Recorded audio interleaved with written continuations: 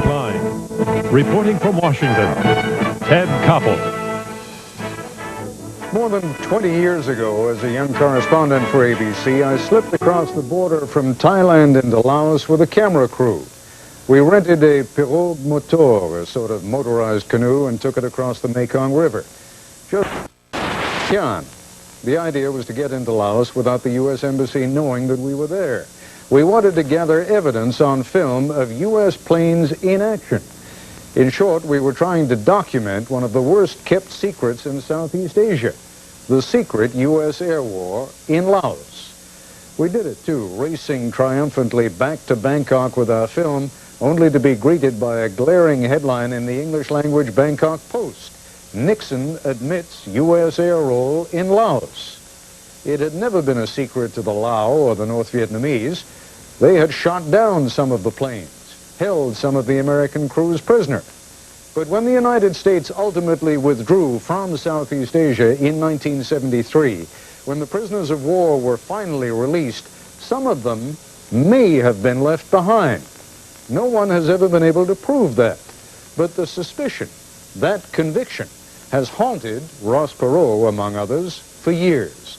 That's what brought Perot before a Senate investigating committee today.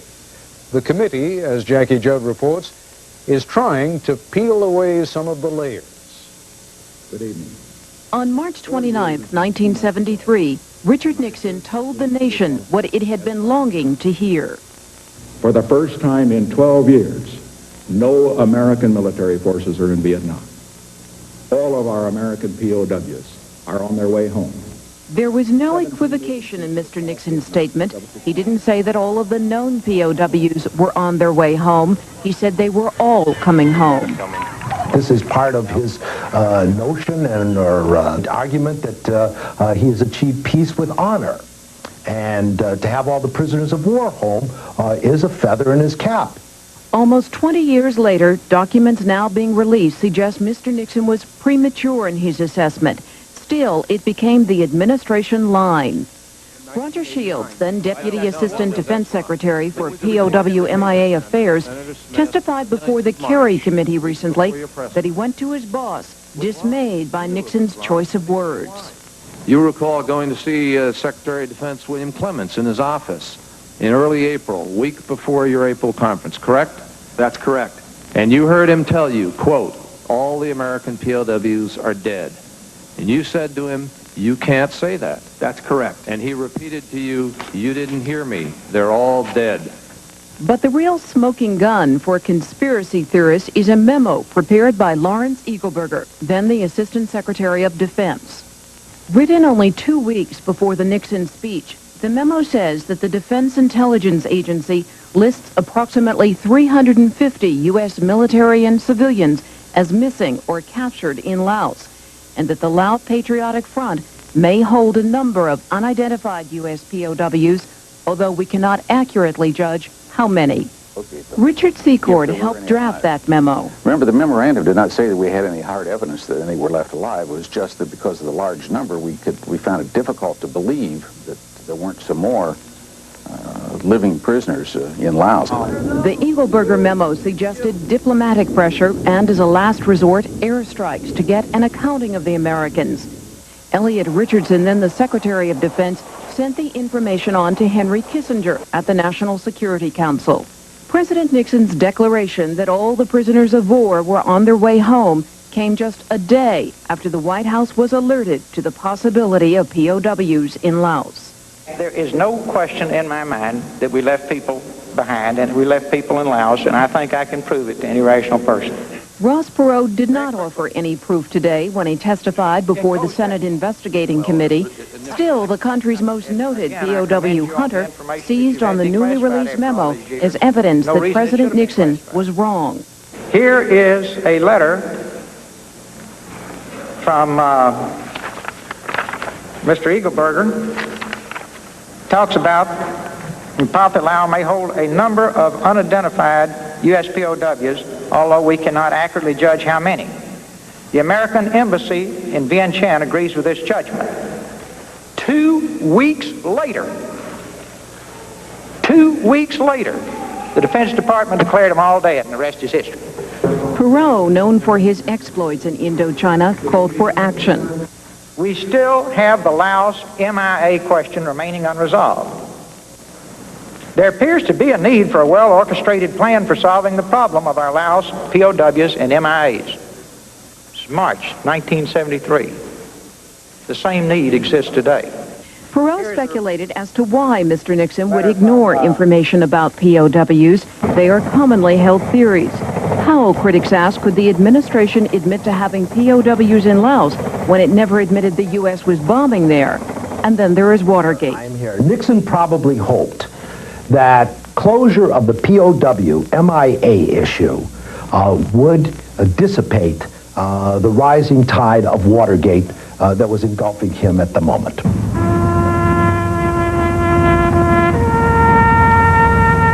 Some say it doesn't matter now what happened then because it doesn't bring anyone home. But that view is not likely to hold among families of men still unaccounted for. The memo and the response of the Nixon White House go to the heart of what some families have been asking for years. Did the government break faith with its people by abandoning the men it sent to war? I'm Jackie Judd for Nightline in Washington. When we come back, we'll be joined by the recipient of the 1973 memo on missing Americans in Indochina, Henry Kissinger, and by the chairman of the Senate committee trying to sort out the POW questions, Senator John Kerry. This is ABC News Nightline, brought to you by Ford Motor Company.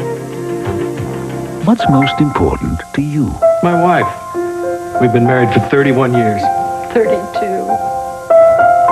Definitely these guys. What's most important? Jack, of course. My granddaughter, Susan. The new Ford Crown Victoria now offers anti-lock brakes with traction assist and dual airbags. Because shouldn't your car know what's important to you? Have you driven a Ford lately? In our universe, there is always the unknown, the unpredictable. All we can do is prepare for it.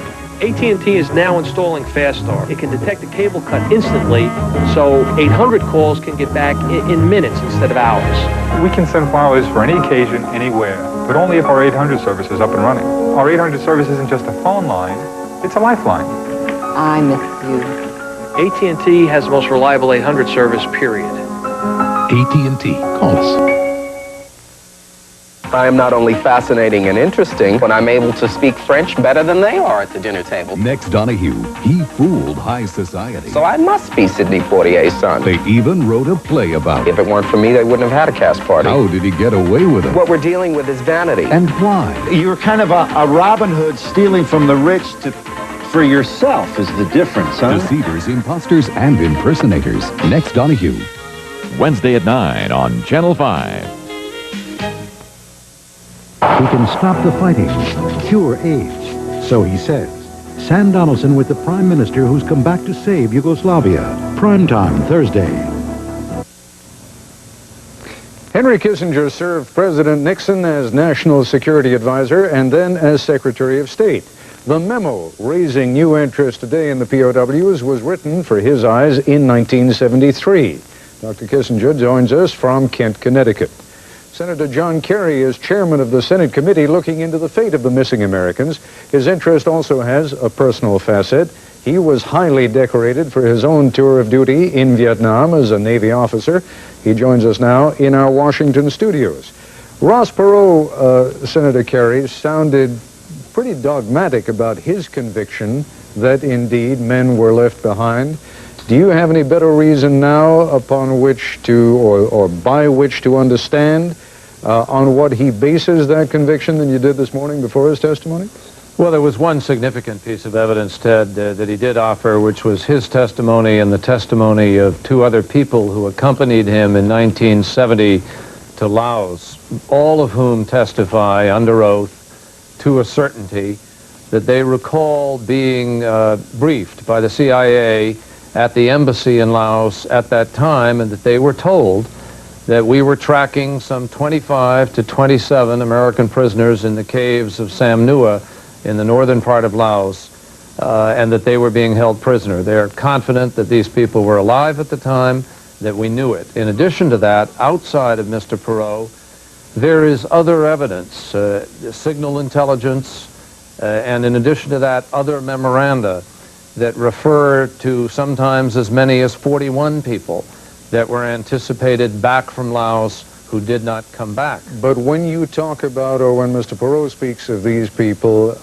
being alive in 1970, that does not provide any evidence that they were also alive in 1973 at the time that the prisoners were all released. That is absolutely true. And in fact, I asked him that, all of them, and they agree that there is a possibility that in the intervening 3 years, they could have been transferred to Hanoi, they could have died en route, they could have been killed or tortured or died in prison.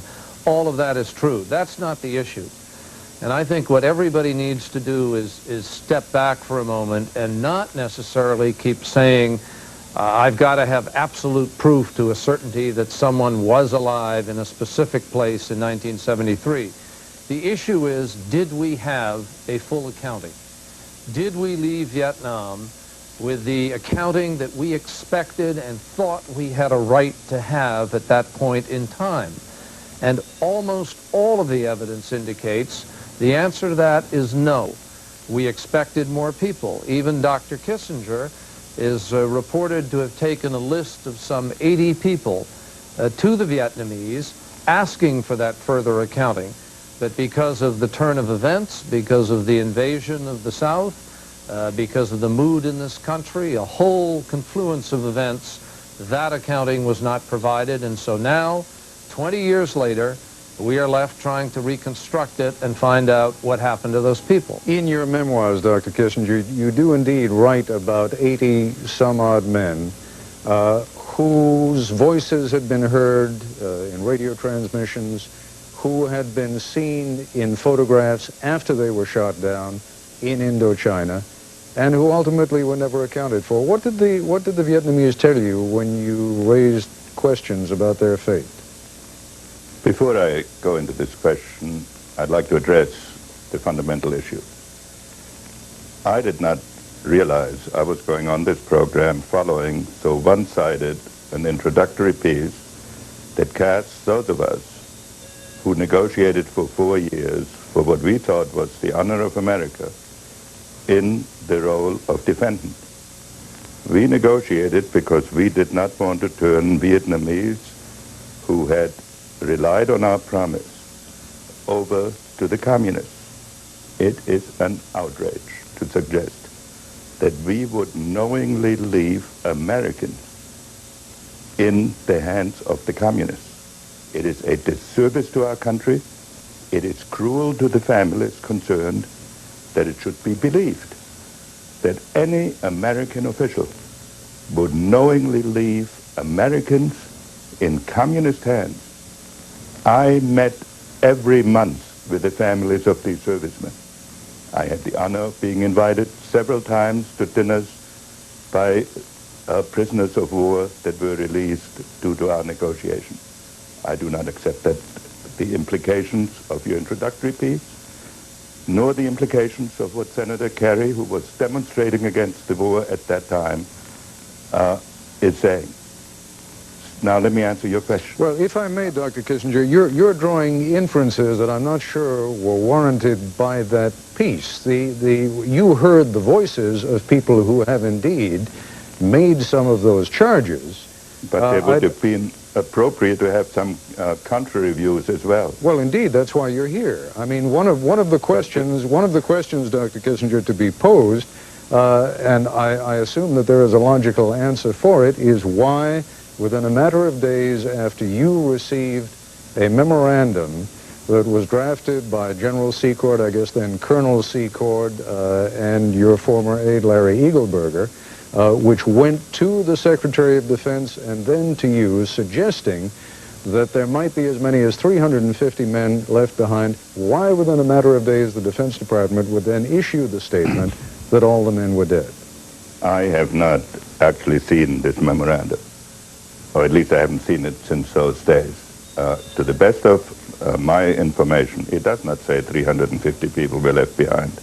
It says that some 350 people were lost over Vietnam, over Laos, and that the percentage of those accounted for is disproportionately low in Laos compared to the percentage that was accounted for in Vietnam. And that if information is collected as to the fact that we do not have a full accounting, certain retaliatory steps should be taken. Throughout this period, I warned against violations of the agreement. The record makes clear that I recommended from March on bombing attacks on North Vietnam for violating the agreement. We held one more round of negotiation in May, in which we had 3 additional provisions about return of prisoners, accounting for missing in action, and for finding gravesites. We might have been able to use that agreement in order to enforce the additional provisions. 2 weeks after that agreement was signed, the Congress prohibited any military action in, over, or near Indochina. Dr. Kissinger, let me 2 just... months after the agreement was signed, the Congress cut off economic aid. We were deprived Could of I the ask carrot a question there? and the stick. If you would, Senator Kerry, ask the question, and then let's take a break, and then Dr. Kissinger can come back and respond to it. Well, the question I wanted to ask was, did you, Dr. Kissinger, come to Congress and say to them, I have a list of 80 people, and indeed we have others we believe to be unaccounted for. You mustn't pass this until we have this full accounting. If I may ask you, Dr. Kissinger, just to hold your answer to that question for a moment. We'll come back with Dr. Kissinger's response in just a moment.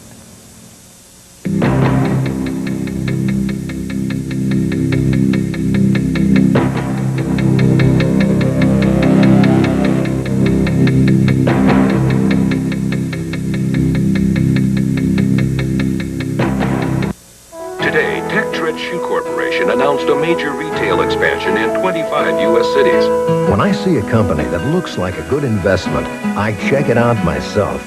We make it easier to follow your own lead. At Charles Schwab, I can get quotes, financial news, and when I make a trade, commission savings. Always there to give you just the help you need. Help yourself at Schwab today.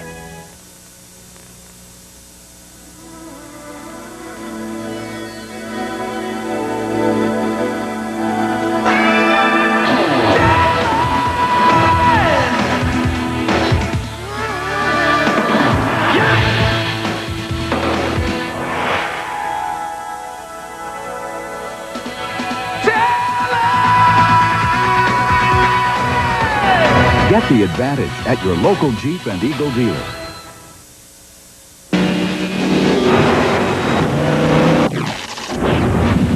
A professional race car driver. Oatmeal crisp with raisins. With so much to savor, even he can't race through a bowl. Big flakes bursting with hearty oatmeal baked to a brown sugar crunch, plus lots of chewy, juicy raisins and crunchy almonds. Every bite is a speed bump saying, slow down, enjoy. Oatmeal crisp with raisins, the taste that refuses to be rushed. Something is happening to our Gulf War vets. It just felt like I was dying. The military says it's stress. It is not stress. Watch 2020 Friday. Dr. Kissinger, you remind us quite accurately that in 1973, the Congress deprived the Nixon administration of the ability to go in and bomb again in Vietnam, and indeed removed any kind of U.S. aid to the South Vietnamese. Senator Kerry asks whether in that context you ever went to Congress and said, we may have some reason to believe that some men have been left behind. In those days, I was security advisor, so I did no formal testifying before the Congress. I was not yet Secretary of State. In a press conference on June 13th, 1973, in presenting the new agreement, I pointed out that we were not satisfied with the accounting for the missing in action, and that was one reason we had a new negotiation on the subject. I'm sure that I expressed on a private basis my dissatisfaction with the carrying out of the agreement on many occasions, and I know that President Nixon sent a formal letter to the Congress. I don't remember whether he listed the specific violations or not, in which he argued that the agreement would become progressively unenforceable if the Congress proceeded on its course. But the real issue is whether American leaders, whether we have sunk to the point where American leaders should be accused of knowingly leaving Americans in communist hands. I am agnostic on the issue whether the communists kept prisoners. It is quite possible that they did. Senator Kerry knows that when he called me, I told him he could make a great contribution if he put the issue to rest. I thought he would put the issue to rest of whether the Vietnamese inhumanly, maliciously, and in violation of the agreement kept prisoners. It did not occur to me that American officials would become the victims. Well, let me say, of such an investigation. Can I interject here, because I really want this to be very, very clear, and we are adamant about this on the committee that I serve on. Vice Chairman Senator Smith is a Republican. There are 6 Republicans and 6 Democrats. We do not consider ourselves partisan. This is a non-partisan effort, and we have kept it that way. There is no effort in this committee to point fingers. No one has issued an incriminating or accusatory statement. We have merely tried to establish the baseline of reality on this issue. We cannot make a judgment about whether or not someone might be alive today or how many might be alive today unless we know what the possibilities are that we indeed did leave someone in the first place. Are we talking about hundreds of people? Senator Kerry, with all due respect, it is quite possible that the North Vietnamese and the Laosians kept prisoners back that we didn't leave, that they simply hid from us. That may be very true, Dr. Kissinger, but unfortunately, and I say this unfortunately, I didn't create these documents. I did not create this testimony. We have American citizens who, under oath, some of them former government officials, some of them present government officials, who have testified to our committee in establishing that baseline that in 1973 they had evidence that some people were last known to be alive or last known to be in captivity, and they did not come back in Operation Homecoming. Now, we didn't create that. Nobody has pointed a finger at you. No one has pointed a finger at anybody else. I'm not concerned about we have merely said, Dr. Kissinger, that here's the number we're trying to deal with. And we're trying to dispel the notion that there are thousands of people in tiger cages. There are potentially some who may have been held. And indeed, I agree with you, sir, that some of them may have been withheld without any knowledge of you or anyone in our government. Let me just interject, all if I may. If any were withheld, all of them were withheld without our knowledge. There were 80 names that were given to me by the people who were responsible for this. Those names I took to Hanoi. I wrote about them in my memoirs. I talked about them to the POW families with whom I occasionally have met. Dr. Kissinger, forgive me for interjecting. We've got about 40 seconds left, and I do just want to get this question in because I don't want it hanging. If indeed there was doubt, that's all I'm saying, if there was doubt, why then did the Pentagon, within a matter of days after that doubt was raised, issue a statement that said they're all dead? I have no way of knowing unless they assumed that what they were saying was the truth. I cannot believe any other explanation. The answer is But I do not know the answer. Let me say that Dr. Roger Shields said to us, he argued with Bill Clements to the contrary. He said, we cannot say that. And he was ordered by his superior with the statement, you didn't hear me, they're all dead. Gentlemen, I thank you both very much. The hearings will be going on for how much longer, Senator Kerry? We will have hearings in September. In fact, Dr. Kissinger has been invited. He's told us he will be there. We look forward to his testimony, to other people's, and we will go right through November when we will have hearings on fraud. Thank you very much, gentlemen. I haven't been invited, but I'll be there. Dr. Kissinger, thank you. Senator Kerry, thank you. I'll be back in a moment.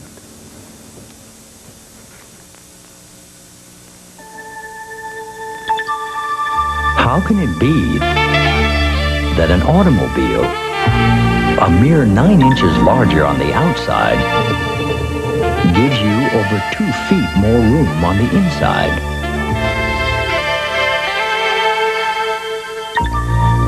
Maybe it's the new map. The all-new 1992 Toyota Camry. We just couldn't read well enough alone. Hi, it's going for 148 North Avenue, Solid North 81 clear. 8814 clear. You two is the third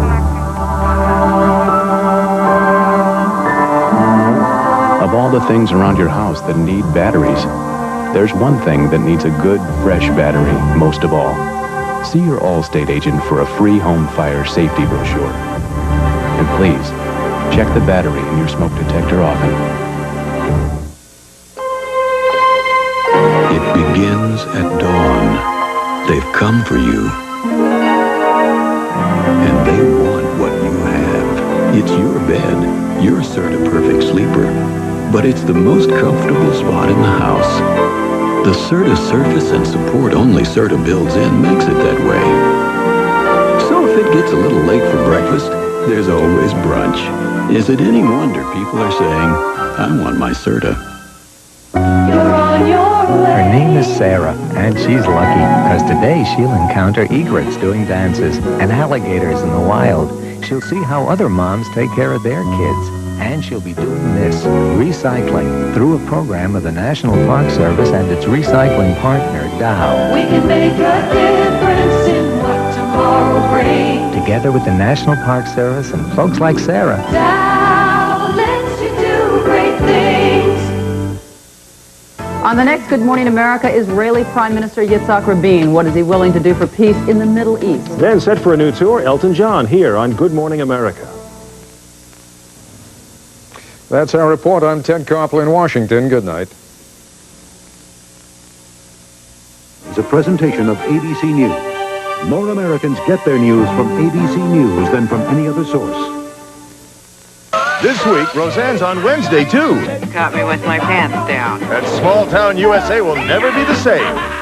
So, this is what hell is like. Hang on to your pom-poms. Revenge is sweet. When Roseanne takes to the gridiron in a league of her own. Backfield in motion Wednesday. Increasing clouds overnight with a chance for a thunder shower.